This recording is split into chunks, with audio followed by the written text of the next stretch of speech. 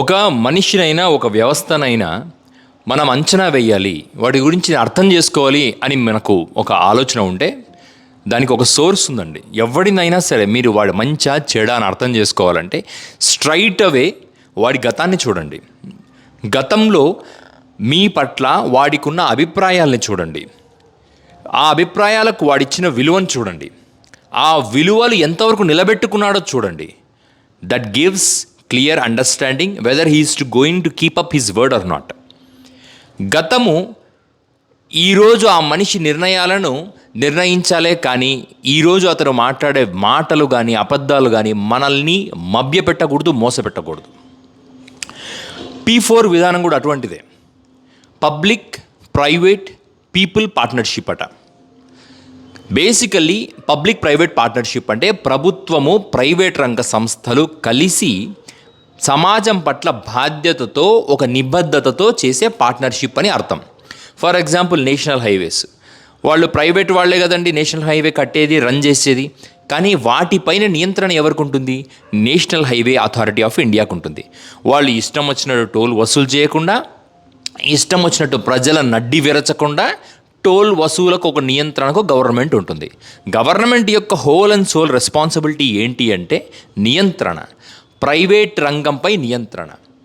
కొన్నిసార్లు ఈ విపరీతమైన జనాభా పెరిగిపోవటము, నియంత్రణ లేని సమాజము, నియంత్రణ లేని లైఫ్ రావటం వల్ల పబ్లిక్ అంటే గవర్నమెంట్ ప్రైవేట్ రంగానికి విపరీతమైన ఫ్రీ హ్యాండ్ ఇస్తూ రావటం, కానీ దానిపైన నియంత్రణ ధోరణి పాటిస్తూ రావటం.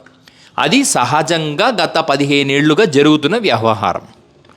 ఇవాళ చంద్రబాబు నాయుడు గారు స్టైల్గా వచ్చి ఒక మీటింగ్ పెట్టి దానికి పవన్ కళ్యాణ్ లాంటి వ్యక్తిని ఆహ్వానించి P4 ఇనిషియేటివ్ స్టార్ట్ చేస్తున్నాను. పేదరికం లేని సమాజము, నోట్ దిస్ పాయింట్, పేదరికం లేని సమాజము P4తో అంటే P4తో సాధ్యమని ఆయన అన్నారు. నాకు అర్థం కాని విషయము, ఇదేమైనా యూనిక్ ఇనిషియేటివా, ఇదేమైనా కొత్త ఇనిషియేటివా, లేకపోతే వినూత్నమైన ఇనిషియేటివా? ఒకవేళ అంటే ఇప్పటిదాకా సమాజంలో ఉండి డబ్బున్న వాళ్ళు కానీ, ఆర్థికంగా చాలా బలంగా ఉన్న వాళ్ళు కానీ, వాళ్ళు ఎవరు ఇనిషియేట్ చేయట్లేదా? వాళ్ళు ఎవరు సమాజానికి సేవ చేయట్లేదా? ఇప్పుడు మీరు చూస్తున్న మీరు నా వీడియో చూస్తున్న వాళ్ళలో ఎంతోమంది ట్యాక్స్ పేయర్స్ ఉన్నారు. మీరు సమాజానికి ఎటువంటి బెనిఫిట్ చేయట్లేదా? మీరు సమాజానికి ఎటువంటి మంచి చేయట్లేదా? నేను చేయట్లేదా? ఇప్పుడు నేను కడుతున్న ట్యాక్సుల్లో దాదాపు 20-30% ప్రభుత్వము సోషల్ వెల్ఫేర్ స్కీమ్స్లోనే కదా ఇన్వెస్ట్ చేస్తున్నారు. ఇప్పుడు బీజేపీ గవర్నమెంట్ ఉంది. బీజేపీ కూటమికి, ఈ కూటమికి హెడ్ తల వ్యవస్థగా వ్యవహరిస్తుంది. బీజేపీ పాలిత రాష్ట్రాలలో కూడా ఇలాగే P4 ఇనిషియేటివ్ని అమలు చేస్తున్నారా? లేదా ఇలాగే సోషల్ వెల్ఫేర్ స్కీమ్స్ అన్నింటినీ తుంగలో తొక్కేసి ప్రైవేట్ పీపుల్ని పిలిచి మీరు గ్రామాలను దత్తత తీసుకోండి, మీరు మీ వ్యవహారాలన్నింటినీ పేదల సంక్షేమం కోసం వాడండి, పేదల కోసం మీరు కొంత ఖర్చు పెట్టండి అని చెప్తున్నాయా? First option. Number 2, already corporate social responsibility అనే పేరుతో పెద్ద వ్యాపార రంగ సంస్థలన్నీ ఎంతో కొంత సోషల్ వెల్ఫేర్ మీద ఇన్వెస్ట్ చేస్తున్నాయి. మళ్ళీ కొత్తగా పేదల్ని మీరు దత్తత తీసుకోండి, పేదరికాన్ని పోగొట్టండి. ఎందుకు ఒక ప్రైవేట్ వ్యక్తి లేదా ఒక ఎంటర్ప్రెన్యూర్ చేతిలో ఒక పేద కుటుంబం ఉండకూడదు నేను చెప్తాను. పూర్వము జమీందారీ వ్యవస్థ ఉండేది కదా. ఆ జమీందారీ వ్యవస్థలో వాళ్ళ కింద ఉండే రైతులు జమీందారు దొరగారు అనుకుంటా వాళ్ళు కేవలం పన్నులు మా దగ్గర నుంచి ఇన్ టైం కాకుండా కొంచెం గ్యాప్ ఇచ్చి వసూలు చేస్తారన్న ఒక ఆలోచనతో వాళ్ళకు విపరీతమైన రెస్పెక్ట్ ఇచ్చి సమాజంలో ఒక డిఫరెన్స్ ఏర్పడేది. Caste, class differences ఏర్పడేవి.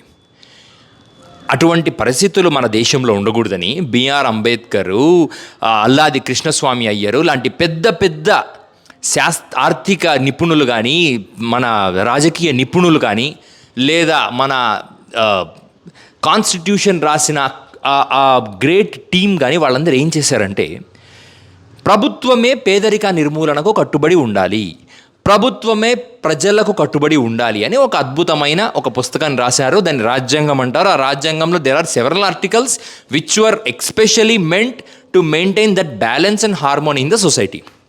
సమాజంలో ఆ సమానత్వాన్ని మెయింటైన్ చేయడానికే కదా రాజ్యాంగం రాసింది. ఎవరో ఒక కొత్త పిచ్చగాడు వచ్చి ప్రైవేట్ రంగాన్ని తీసుకొచ్చి మీరందరికీ నేను బాధ్యత చెప్తున్నాను, ప్రజల్ని సంక్షేమ పథకాలు నేను ఇవ్వను, మీకు బాధ్యత ఇస్తాను, మీరు ప్రజల్ని అప్లిఫ్ట్ చేయండి అంటే ఒక ప్రైవేట్ ఎంట్రీప్రెన్యూరు ప్రభుత్వం నుంచి ఏమీ ఆశించకుండా పబ్లిక్కి అంటే పేదవారికి సహాయం చేస్తాడా? ఒక ప్రైవేటు వ్యక్తి ప్రభుత్వం నుంచి క్విడ్ ప్రో కో ఆశించకుండా పేదవాడికి హెల్ప్ చేస్తాడా? ఇప్పుడు నేను ఒక క్వశ్చన్ లేవనెత్తుతాను. నిన్న పీపీపీ ఇనిషియేటివ్ ప్రోగ్రామ్కి మెగా కృష్ణారెడ్డి వచ్చాడు. ఆయన ఎవరు? Polavaram project contractor. జగన్మోహన్ రెడ్డి గారున్నా, చంద్రబాబు నాయుడు గారున్నా ఆ పోలవరం ప్రాజెక్టుకి ఆయనే కాంట్రాక్టర్. పోలవరం చచ్చిపోయింది, రాష్ట్రంలో పోలవరం నాశనం అయిపోయిందని పవన్ కళ్యాణ్, చంద్రబాబు నాయుడు గారు, అంబటి రాంబాబు గారు, కన్నపన్న వాళ్ళందరూ మాట్లాడతారు కదా. మీరు కూడా వినే ఉంటారు, పోలవరం చుట్టూ జరిగినంత రాజకీయం దేని చుట్టూ జరిగి ఉండదు. అంటే పోలవరం చచ్చిపోవడానికి కారణం అసమర్థపు ప్రభుత్వాల, లేక కాంట్రాక్టర్లు దోచుకుంటున్నారని మనం అనుకోవాలా, లేదా కాంట్రాక్టర్కి కట్టడం రాదని అనుకోవాలా? అంటే పోలవరం పాడవటానికి కారణం ప్రభుత్వానికి ఎంతుందో అక్కడ కడుతున్న కాంట్రాక్టర్ది కూడా ఉంటుంది కదా. మరి ఆ కాంట్రాక్టర్ని ముఖ్య అతిథిగా పిలిచి స్టేజ్ మీద కూర్చోబెట్టి ఈ P4 ఇనిషియేటివ్ గురించి మాట్లాడమని చంద్రబాబు నాయుడు గారు చెప్పటం, దీన్ని ఎలా చూడాలి? అంటే ఇప్పుడు ఆ కాంట్రాక్ట్ కంటిన్యూ చేయడానికి కోసం ఒక గ్రామాన్ని దత్తత తీసుకుంటాడని మనం అనుకునే అవకాశం ఉంది కదా. అంటే ఒక ఎంట్రీప్రెన్యూరు ప్రభుత్వం నుంచి ఒక లాభం రావటం కోసము ప్రభుత్వం చెప్పిన పని చేయాలని ట్రై చేయటం, ఇది ఎంతవరకు రైట్? అతను ప్రభుత్వం మీద నుంచి వస్తున్న ఒత్తిడిని తట్టుకోలేక ఒక గ్రామాన్ని ఎంటర్టైన్ చేయడం చూడాలా, లేదా మన ట్యాక్స్ పేయర్స్ మనీని కరప్షన్ రూపంలో దోచుకుంటున్నాడని చూడాలా? అంటే ఇది నేను జస్ట్ ఎగ్జాంపుల్గా చెప్పాను. ఇటువంటి పరిస్థితులు వచ్చే అవకాశాలు ఉన్నాయి కదా. వీటిని ఫోర్సీ చేయకుండా చంద్రబాబు నాయుడు గారు ఈ ఇనిషియేటివ్ తీసుకున్నారంటే నేను నమ్మనండి. చంద్రబాబు నాయుడు గారికి అన్నీ తెలిసే ఇటువంటి పథకాలకు శ్రీకారం చుడతారు. ఎందుకంటే these are merely diversion politics అండి. డైవర్షన్ అంటే మనిషిని తప్పుదారి పట్టించడం, తప్పుటి ఆలోచనలకు నడిపించడం. అండ్ భయంకరమైన విషయం ఏంటంటే ఇటువంటి విషయాల్లో చంద్రబాబు నాయుడు గారిని ఎండార్స్ చేస్తున్నానన్న నెపంతో పవన్ కళ్యాణ్ స్టేజ్ ఎక్కి ఏది పడితే అది మాట్లాడడం. చాలామంది ఏమనుకుంటున్నారంటే ఆ వీడియో నేను మాట్లాడను, నేను జస్ట్ మీరు వినే ఉంటారు ఆ వీడియో గురించి. మనకు సత్తా లేదు కాబట్టి చంద్రబాబు నాయుడు గారికి సపోర్ట్ చేస్తున్నామని పవన్ కళ్యాణ్ గారు చెప్పటం, ఇక్కడే అసలు కిటుకుంది. పవన్ కళ్యాణ్ అని తిక్కోడు కాదు, తనకు సత్తా లేదని స్టేజ్ ఎక్కి చెప్పటం. గుర్తుపెట్టుకోండి, ఒకడు నేనొచ్చి అమాయకుణ్ణి, ఒకడు నేనొచ్చి బలహీనుణ్ణి అని స్టేజ్ ఎక్కి కానీ ప్రజల ముందర కానీ చెప్తున్నాడంటే అది పవర్ కోసం అతను వాడుతున్న నాటకం. చంద్రబాబు నాయుడు గారిని ఒక వ్యక్తి కారణం లేకుండా పొగుడుతున్నాడు, అతను చేసిన ప్రతి పనిని పొగుడుతున్నాడు అంటే దానికి కారణం స్వామి భక్తి. స్వామి భక్తిలో స్వామిని ఒక లూపులో పెట్టి ఆ స్వామి దగ్గర నుంచి అంటే అతని ఒక బలహీనమైన క్షణంలో పెట్టి అతనికి కావాల్సింది రాబట్టుకోవడానికి చేస్తున్న కుట్ర అది. నిజానికి చంద్రబాబు నాయుడు గారు అలర్ట్గా ఉన్నారో లేదో తెలియదు, కానీ పవన్ కళ్యాణ్ లాంటి నాయకులు చేస్తున్న కుట్ర అది. P4 ఇనిషియేటివ్ అదేం పెద్ద తోపు ఇనిషియేటివ్ కాదు, అది పవన్ కళ్యాణ్ గారికి కూడా తెలుసు. కానీ స్టేజ్ ఎక్కి చంద్రబాబు నాయుడు గారిని విపరీతంగా పొగిడి నాకు సత్తా లేదు అని చెప్పటం ఏంటంటే రెండు. ఒకటి, సత్తా లేదేంటన్నా నీకు మేము ఉన్నాము అని జనసైనికులు చించుకొని అతనికి సపోర్ట్ చేస్తారని అతను ఊహించి చెప్పుండొచ్చు. లేదా చంద్రబాబు నాయుడు గారికి తన బలం తెలియకుండా అండర్ కరెంట్ చాప కింద నీరులా తను ఎదగడానికి ప్లాన్ చేసి ఉండొచ్చు. ఏదైనా తనకు సత్తా లేదు అన్న విషయాన్ని ప్రతిపక్షాలు ఫోకస్ చేసి నిజమైన విషయాన్ని నిర్వీర్యం చేస్తాయని ఆ పవన్ కళ్యాణ్కి క్లియర్గా తెలుసు. P4 లాంటి ఇనిషియేటివ్ ఎంత చెత్త ఇనిషియేటివో, సమాజానికి అది ఎంత డిస్రప్టివ్ ఫోర్సో అది పవన్ కళ్యాణ్కి చంద్రబాబు నాయుడు గారికి తెలియంది కాదు. ఇటువంటి డైవర్షన్ పాలిటిక్స్ మానేసి సమాజం పట్ల బాధ్యతతో, ప్రతి కుటుంబం పట్ల గౌరవంతో ఇవ్వాల్సిన పథకాలే జాగ్రత్తగా ఇస్తూ సమాజాన్ని అభివృద్ధి పరుస్తూ రెండుటిని ట్విన్ డైమెన్షన్ ఫార్ములాలో సమాజాన్ని తీసుకెళ్ళి అభివృద్ధిని సంక్షేమాన్ని కలిపి తీసుకెళ్ళగలిగితే మీ ప్రభుత్వం నెక్స్ట్ ఎలక్షన్లో సమర్థవంతంగా ప్రతిపక్షాన్ని ఎదుర్కొనే అవకాశం ఉంటుంది.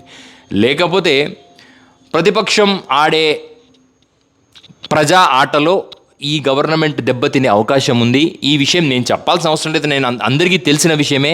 కానీ నా వంతుగా నా సబ్స్క్రైబర్స్కి, నా వీడియో చూస్తున్న మీకు చెప్పాల్సిన బాధ్యత నాకుంది. అండ్ ఇటువంటి మీరు ఇంకా నన్ను ప్రోత్సహించాలి అని అనుకుంటే మన ఛానల్ని సబ్స్క్రైబ్ చేసుకోండి అండ్ ఈ వీడియోని షేర్ కూడా చేయండి.